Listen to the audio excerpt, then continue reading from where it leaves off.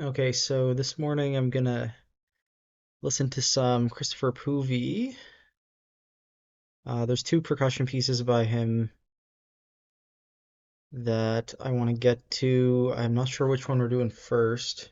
Yeah, let's do the drum kit piece first. So this piece is Cybernetic Overload, written in 2018. I saw a performance of this at University of Kansas, uh, and that was in it must have been 2019. So yeah, it was a recent piece.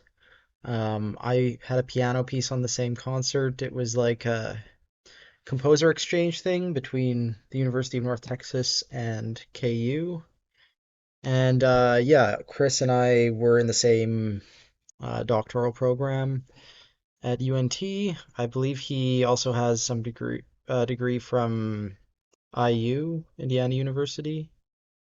Um, but we'll get to his bio in a bit here. He's got a map for how to visualize the drum set on the staff, and there's some prepared things.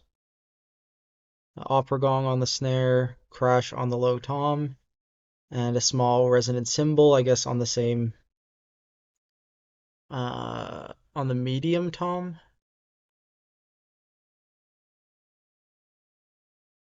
So rim shot notation, that's pretty standard. This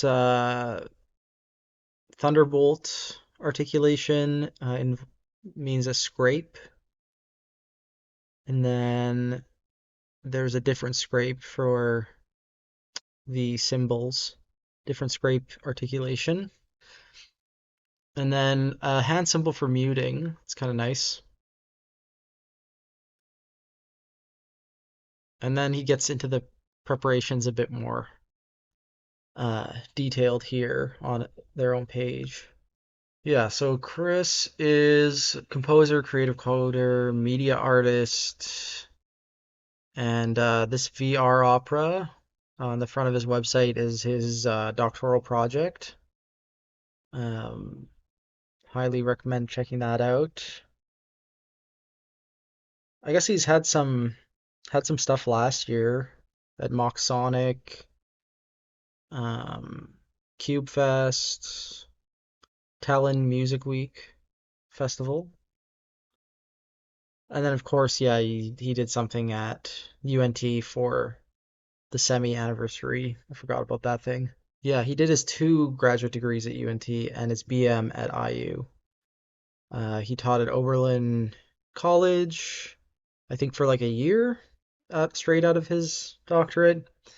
Yeah, he mentions at the end here that he developed software using Max and C Sound, and from what I remember, he built a reverb that was really cool while at UNT, and also he made a Max patch that ran all the diffusion software for our sort of black box theater, the Merrill Ellis Intermedia Theater, which has like over 32 speakers. And that I'm sure they're still using that diffusion software now.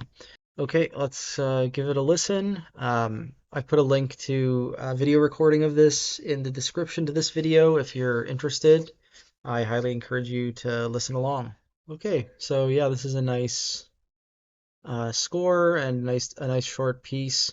I don't know what Chris's thoughts are on the piece nowadays. It's pretty old at this point, but I thought it struck a nice balance between like drum set moments and like more multi-percussion moments, right? Because at the end of the day, it is just like a multi-percussion setup, but it has this like cultural association. So he does like have this DNB groove moment and this glitch out moment, which sort of hint at the actual like cultural object.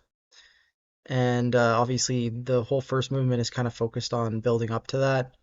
And then the second movement, it's more like um, metals, like sustained vibrating cymbals and things, which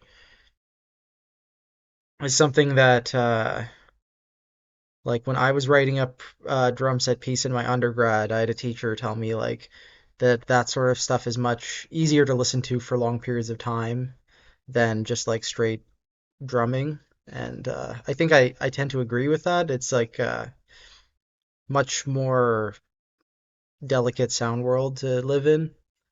Um, so I like that contrast, and there's a couple ideas that I really like. Like I like this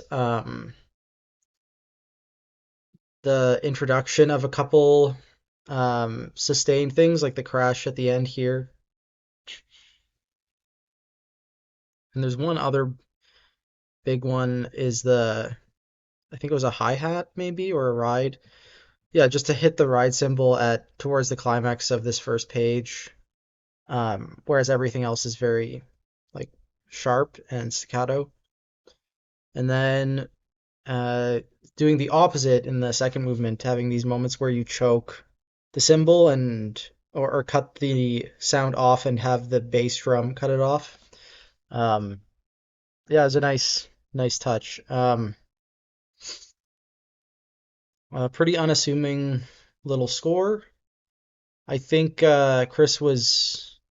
I remember at the time that this was being performed in 2019, Chris was pretty happy with like the number of performances he was getting of it, and I think that's sort of one of the nice things about writing for percussion, and I can definitely relate to that. Like when you um, approach a medium you've never approached before, and it ends up being really um, successful. So I hope it continues to get performed. And next, we're going to look at another percussion piece of his for hi hat and electronics.